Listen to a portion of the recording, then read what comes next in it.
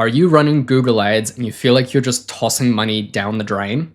In this video, I'm going to show you exactly how you need to optimize your Google Ads campaign so you stop wasting money and get a higher return on your investment. I'll even walk through a live example of what works and what doesn't with a fresh account that I've just been given access to that I haven't touched yet. So if you're spending thousands on Google Ads and you're not really seeing results, this video is definitely for you. I'm going to give you a quick little example of what we did with Google Ads. So before a client came to us, and this is a landscaping business, they were out of the leads they were getting, they were converting only 17% of them, and they were bringing in 140,000 of revenue per month. After getting some Google Ads done with us, the leads they're getting, they're now closing at 40%. So that's double. And they're converting $500,000 this time. Why most Google Ads actually fail is improper configuration when it's not set up correctly and it's just doomed to fail. You have a bad landing page or a website, which doesn't help. You got a lack of budget. So if you're in a competitive city, chances are each click you pay for is going to be more expensive. You're not using the correct keywords, and this is definitely by far the biggest reason it's probably not working. Or you haven't set up conversions correctly, so Google is not optimizing for the correct things that you actually want. If you want to know who I am, my name's Andrei, I own Elite Exposure, and I actually spent 5 years on the tool as a plumber, so I've actually been exactly where most of you have been. I've also spent 2 years doing sales, operations, and marketing for 2 major plumbing firms, and for the past 3 years, I've been building sales funnels for trade businesses and helping them generate more leads so they can become more profitable and have more time to themselves to build a bigger business. What you're going to learn today is why Google Ads might not be working for your construction business, how do I stop wasting money, what steps can you take to fix it, and how do you maximize the rate of investment from the Google Ads. Before we begin, and before watching this video, there are 2 assumptions that we need to make. When you're setting a budget for your Google Ads campaign, you need to really look at the keywords you want to target and see what the average cost per click is. If the cost per click is $10, for example, on average, you want at least $100 per day of budget so that you get 10 clicks a day minimum. If you do not have enough budget for 10 clicks a day, chances are it's not really going to work because you just don't have enough budget and it's going to take too long for Google to optimize. So if you don't have enough budget for 10 clicks a day, chances are you can either pick different keywords that are less competitive, or I would not do it right now and I would start Google Ads at a later time when you can easily justify paying for those 10 clicks. Because when you start a campaign for the first time, those first 30 days, you're just paying for data. You're not necessarily getting too many leads because Google is trying to find you who is most likely to actually convert. And when it's doing that, it takes at least 30 to 60 days to actually do it. So you need a decent budget for Google to get that data for you so that Google knows who's likely to convert and who isn't. And then instead of paying for maximized clicks, you can pay for maximized conversions so that Google's got enough data to work with so it can get you more conversions. The second prerequisite is this is assuming that you've got a really nice website or landing page that you're sending the traffic to, because if you don't have a nice website or it's not very nicely laid out or all the other reasons why your landing page might not be as good, it's going to really hinder your Google Ads results because Google Ads is just selling the click. Now it's up to your landing page and website for that other 80% to convince the customer to choose you over someone else. So you really need a good website or a landing page for this to work. And if you don't have one, start with that and then work on this. Now, first thing, you might not be targeting the right audience.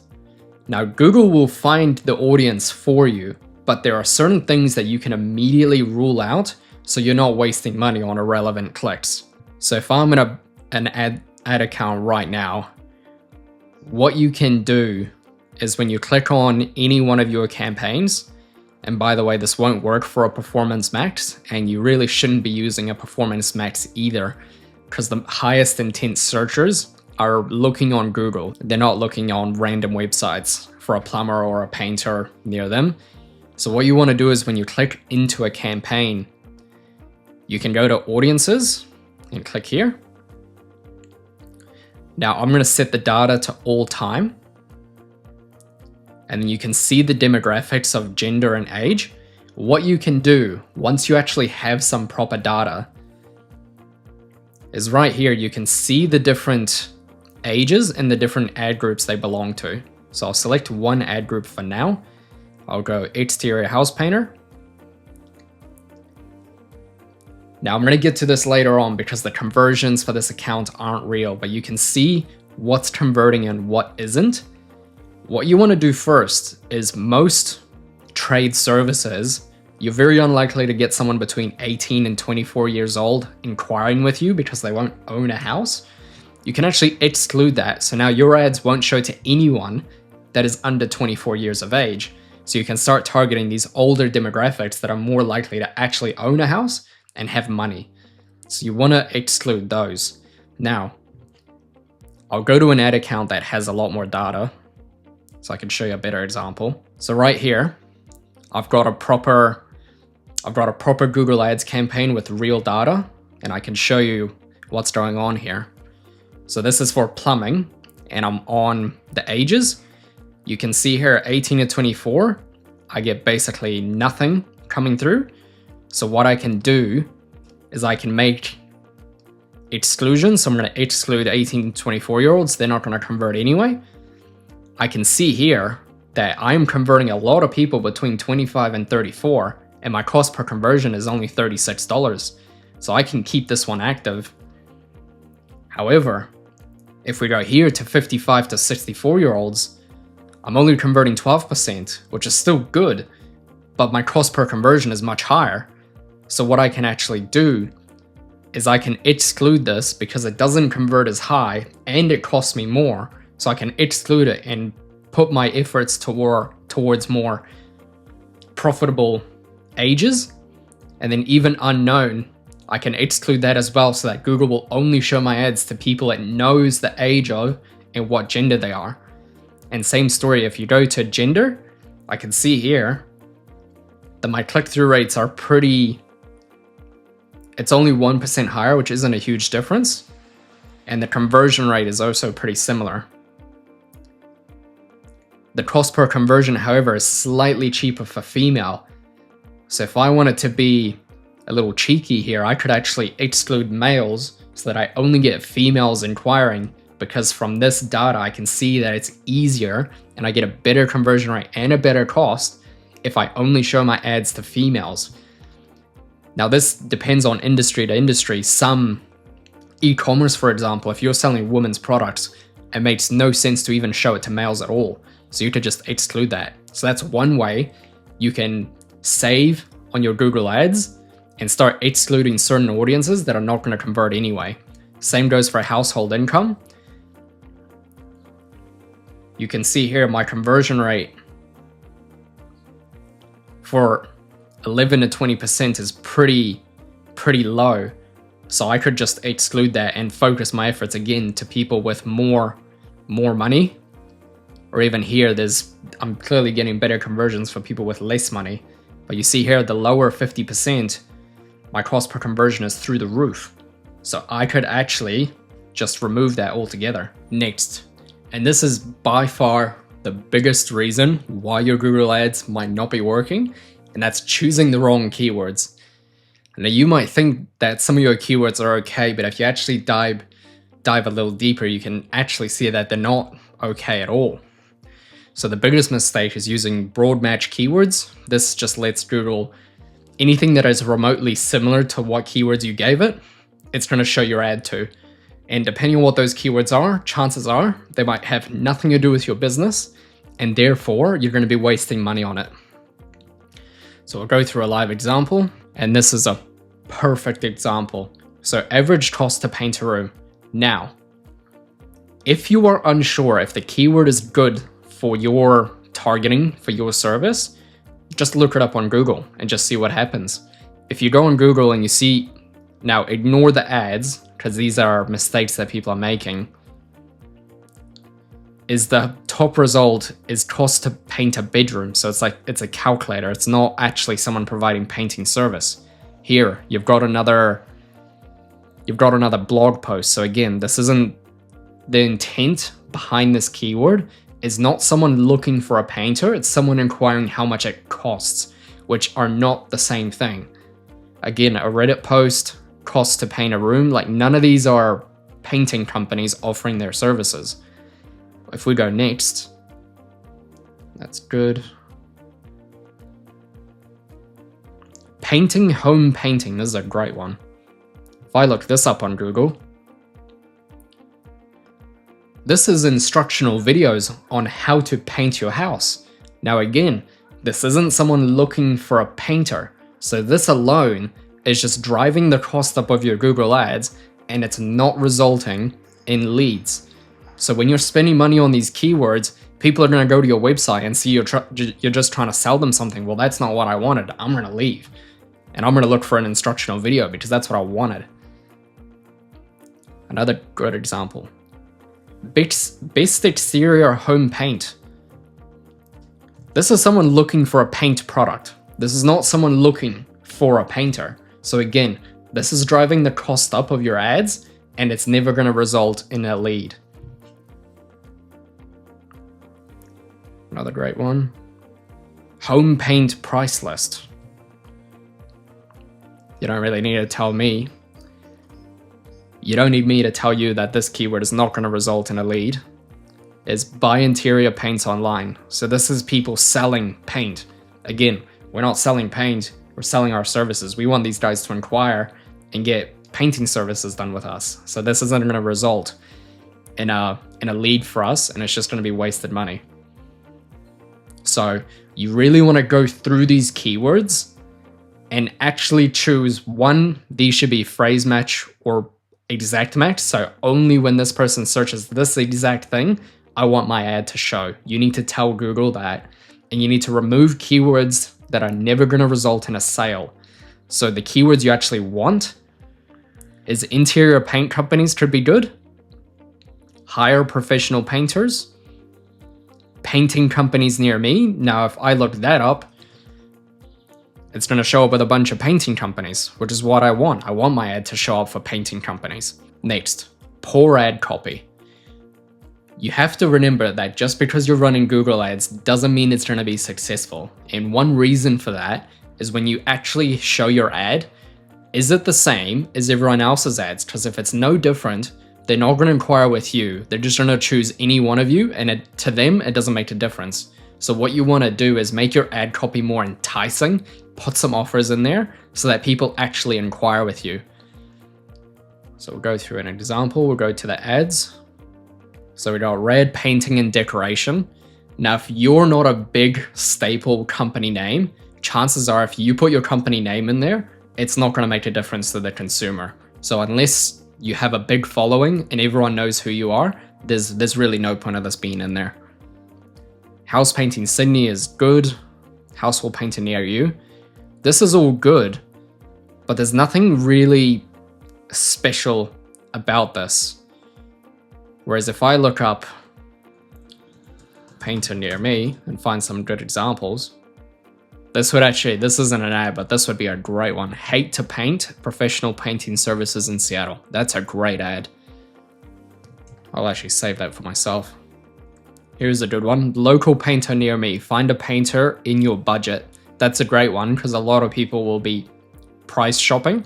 So this one immediately signifies that they're going to be a little more affordable than other people out there. Local painters don't overpay for painting. It's another good one. But you see how this looks a little different from other competitors. So you want to make your ad copy stand out a little more so that it doesn't look the same and it's more likely to drive the click, because the whole goal of these ads is to get as many clicks as possible. Sending traffic to the wrong page. Guys, if you have a service business, chances are you have more than one service. So if you have more than one service, so if you got interior and exterior painting, those are two different services. So you should have two separate pages that you're sending traffic to. For example, I'm running ads for a plumbing company. They do plumbing and hot water. You cannot send traffic to the same pages because someone looking for a plumber is looking for a plumber to do some general maintenance or whatever it might be, and someone looking for a hot water system is looking for a hot water system. Therefore, you need different pages that tell the user that this is for hot water and I can help you. And then if you need a plumber, we're plumbers, we can help you with your plumbing problem. If you do this, you will definitely see an increase in conversion rate, because one thing you'll find is if you're looking for a plumber and you end up on this hot water page, well, what the hell is this? This isn't what I looked for. They're gonna leave. So you need to create separate pages and separate ads for what you are targeting service-wise. If you have just one service, more than welcome to just have one landing page and one set of ads. But if you have multiple services that you're targeting, you need to separate the pages and send them to different pages. Alternatively, you can create a section on the page that when they click on it, it scrolls down to that page automatically. You can do that, that's fine, but otherwise create separate pages. Ignoring negative keywords. This is a big one. If you are not actively adding negative keywords, you're gonna keep letting Google show your ads to keywords that will never ever convert. That being said, when you're on your ad account, you select your campaign here. You wanna go to Insights and Reports, Search Terms. Now what you wanna do, and you notice here nothing's been excluded. Now you want to actively look for these keywords and start removing the ones that are completely irrelevant to you. So given this exercise before, if you're not sure, look it up on Google. It's as easy as that. So house paint, I can guarantee this will not result in a painter. The first thing I see is a whole bunch of paint. This isn't someone looking for a painter, so the intent behind this keyword is completely wrong and it needs to be excluded. So what you want to do is you want to have just an Excel spreadsheet just on the side, start taking a list of all these keywords and start adding them to your keyword list, and you can actually add them to a negative keyword list so that Google knows, hey, don't show my ad for these keywords because it's irrelevant to me. So you want to go through this list and actively remove keywords. Another thing, you never want to show your ad, unless you're a big business, you never want to show your ad for your own company name. If someone's already looking for your company, they're already convinced that they need and want you. So by showing your ad, you're spending money on the click when you didn't need to.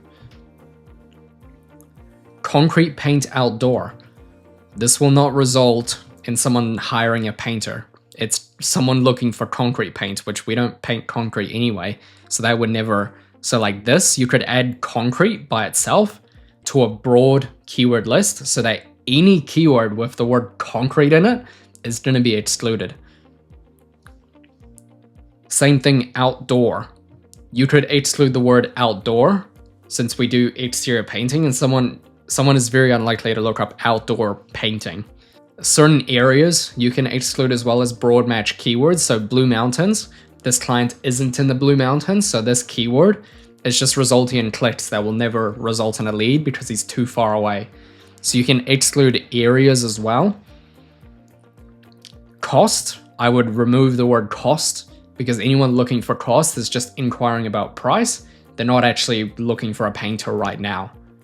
Wall paint, again, someone is just looking for wall paint. He is not actually looking for a painter, and therefore you need to remove it and put it towards your negative keyword list. So this list is going to have thousands of keywords on it, honestly, and that's a good thing so that your ads are very targeted towards very specific keywords that actually make a difference and bring you an ROI, because when you're wasting money on these keywords, you're not making money, you're wasting money, and you're giving it to Google and taking nothing for yourself.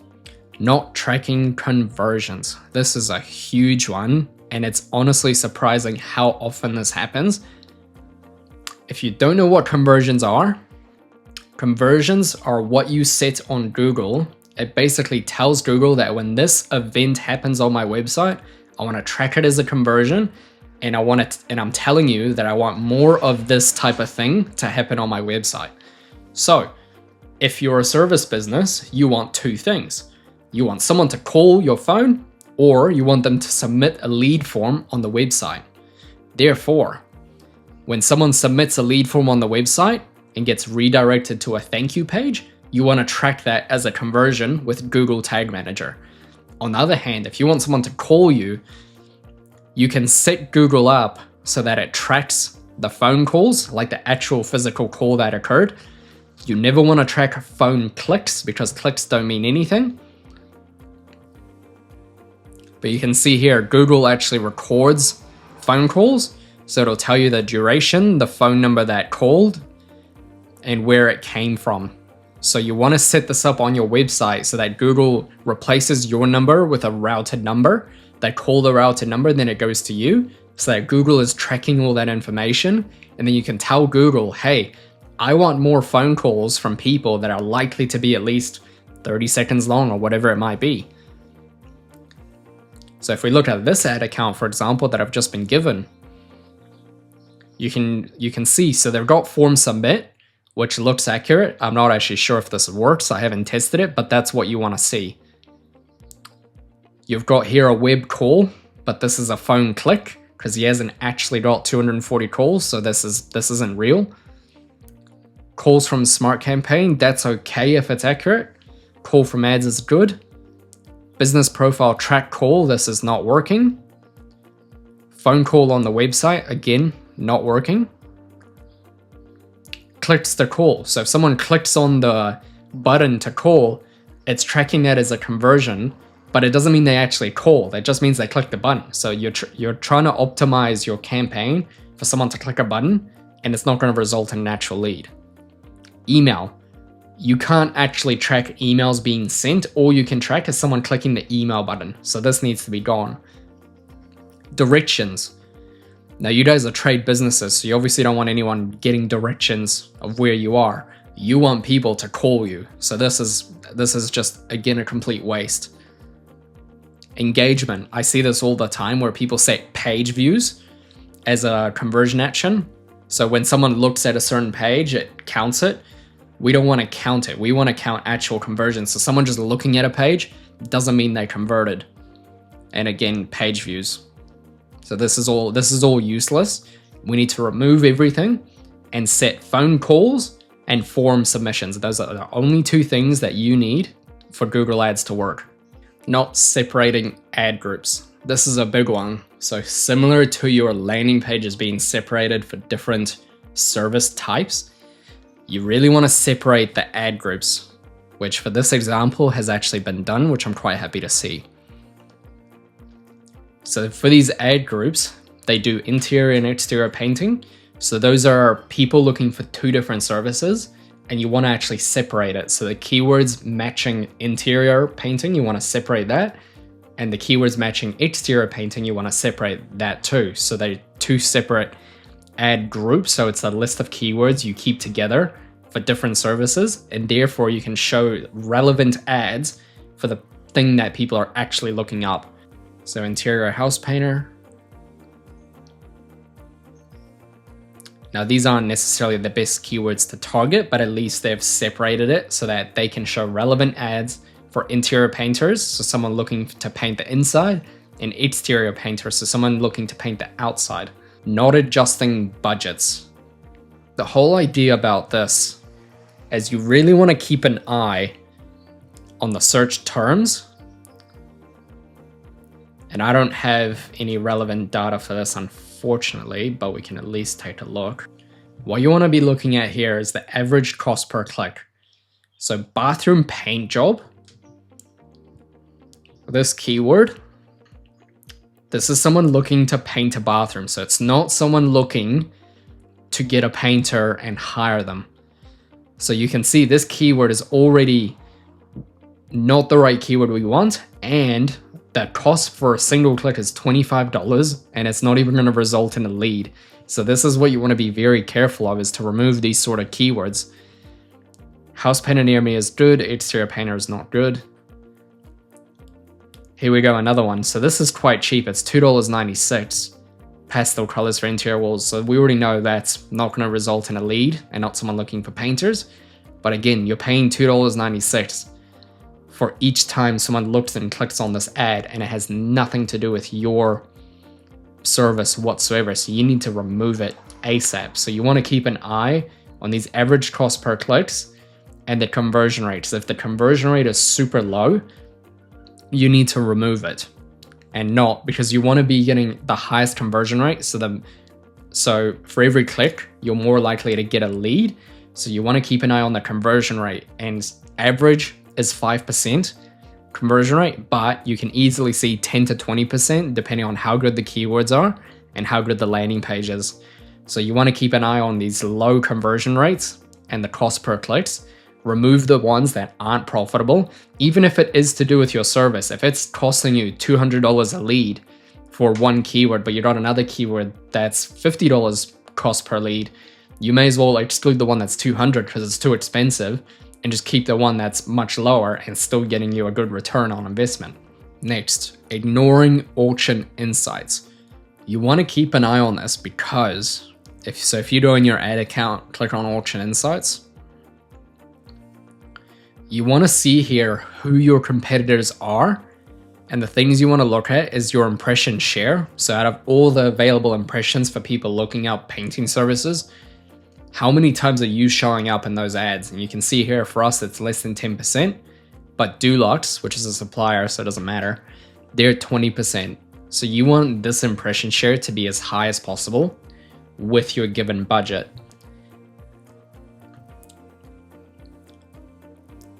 The top of the page rate, this is how many times you're showing in the first 4 results on the page.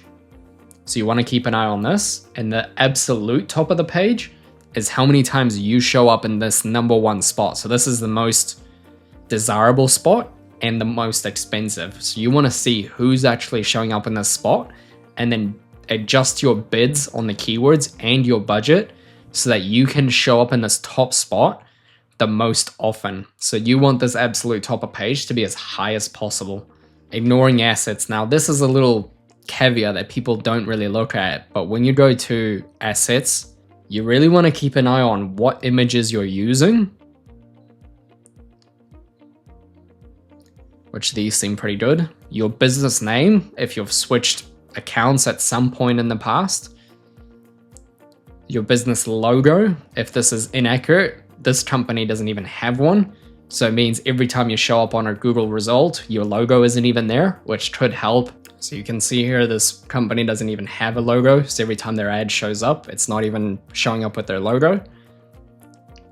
Site links are pretty handy. It can help. It basically gives you more room. So these are site links. So it makes your ad physically look bigger on the screen. So it takes up more real estate, which is what you want.